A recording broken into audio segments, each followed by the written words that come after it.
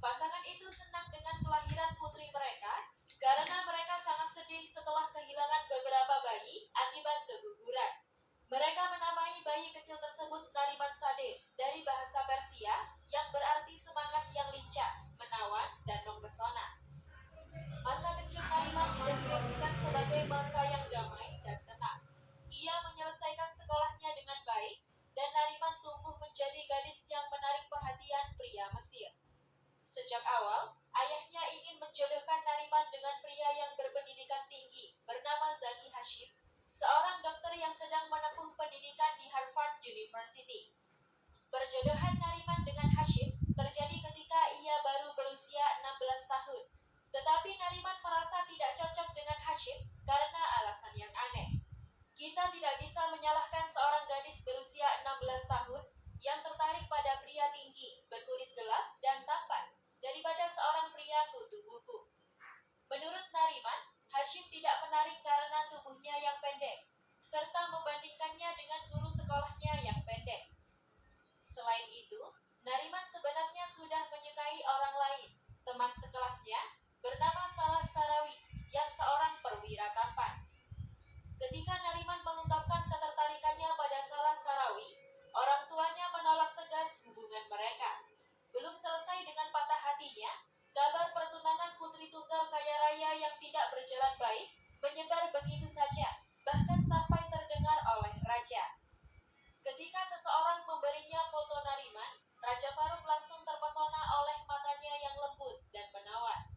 Nariman memasuki kehidupan Raja Faruk setelah 3 tahun perceraian raja dengan Ratu Farida, istri pertama sekaligus Ratu Mesir untuk 10 tahun. Alasan Faruk menceraikan Ratu Farida karena ia telah berselingkuh, serta ketidakmampuan Farida untuk memberinya ahli waris laki-laki.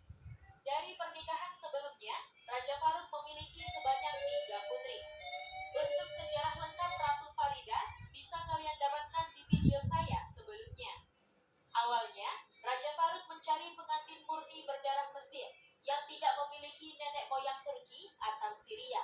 Selain itu, istri barunya juga harus beragama Islam, perawan, dan dalam upaya untuk mengambil hati rakyatnya, pengantin wanita harus bukan dari kalangan bangsawan. Disinilah, Nariman yang berusia 16 tahun sangat cocok dengan kualifikasi yang diinginkan raja. Pertemuan pertama Nariman dan Faruk sangat canggung. Keduanya diperkenalkan di toko perhiasan, di mana Faruk mengundang Nariman datang guna memilih cincin pertunangan. Tidak butuh waktu lama bagi Faruk untuk mengirim lamaran ke ayah Nariman yang merasa terkejut dan kecewa. Ia menyadari bahwa ia terjebak di tempat yang sulit, di mana ia tidak ingin putrinya dinikahi raja kemudian menderita, tetapi jika ia menolak, maka keluarganya tidak bisa tinggal di Mesir. Ayah Nariman berpikir bahwa satu-satunya cara yang bisa ia lakukan untuk menyelamatkan putrinya, yaitu dengan melarikan diri dari Mesir bersama keluarganya.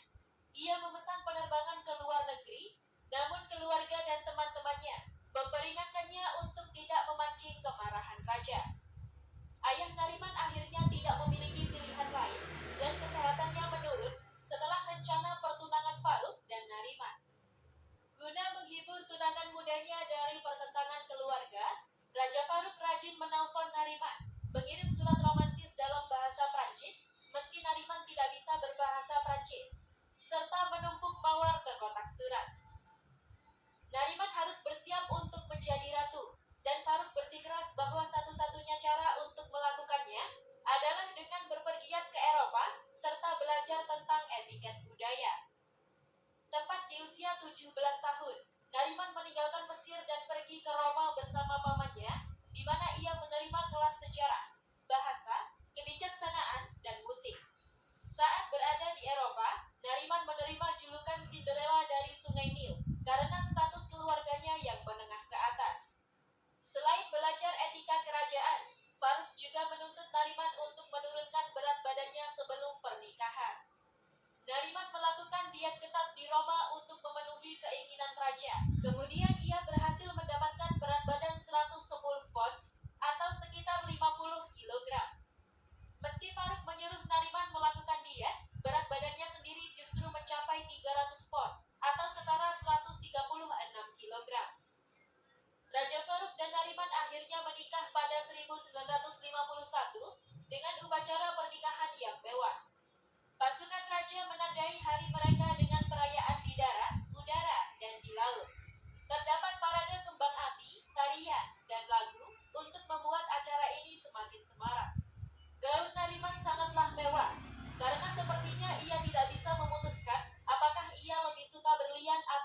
mutiara.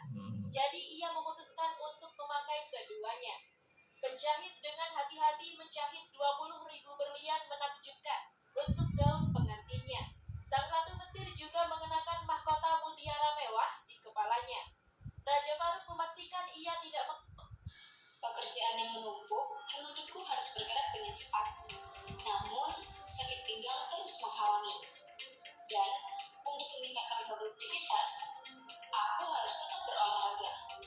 Tetapi, sakit pinggang juga terus menghalangi.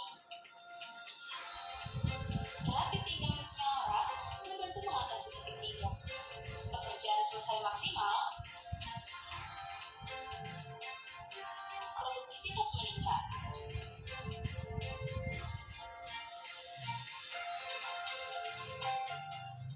Awas produk tiruan.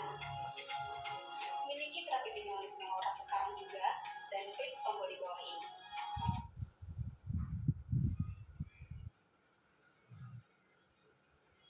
tidak membuat kesalahan yang sama pada Nariman, seperti yang dilakukannya pada Farida, istri pertamanya.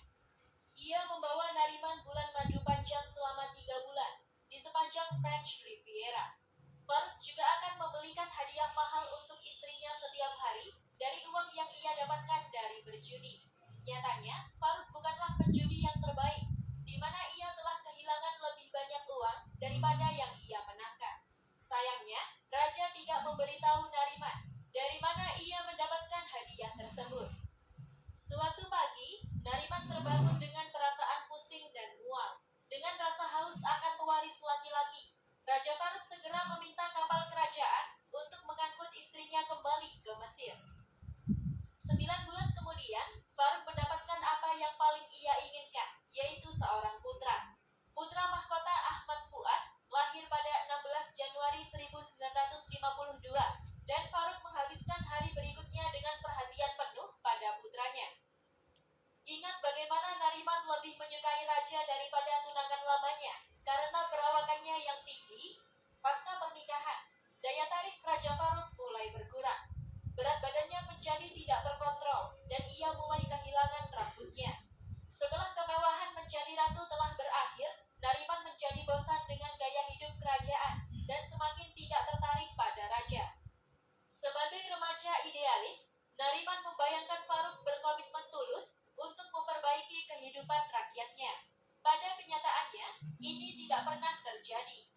Ia tampak tidak menyadari kemiskinan negaranya, dan keputusannya membuat orang miskin semakin miskin, serta keputusannya yang sering menguntungkan orang kaya membuatnya dicap sebagai raja korup. Seolah itu belum cukup buruk, Faruk juga mengundang kemarahan semua orang karena gaya hidupnya yang mewah. Raja sekarang memiliki semua yang ia inginkan, yaitu istri muda dan pewaris tahta. Masalahnya, hal buruk akan segera datang. Seolah itu bukan masalah yang besar, Faruk juga melakukan kesalahan fatal lainnya.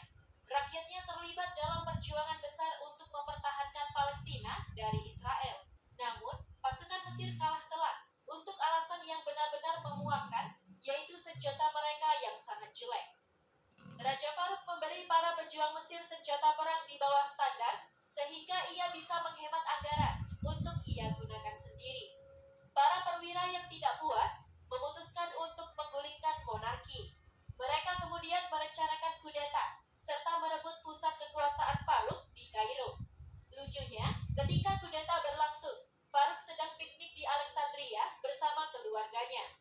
Raja kemudian meminta bantuan pada Amerika Serikat atau Inggris untuk melakukan intervensi atas namanya. Sayangnya, upaya tersebut gagal total. Faruk resmi turun tahta pada Juli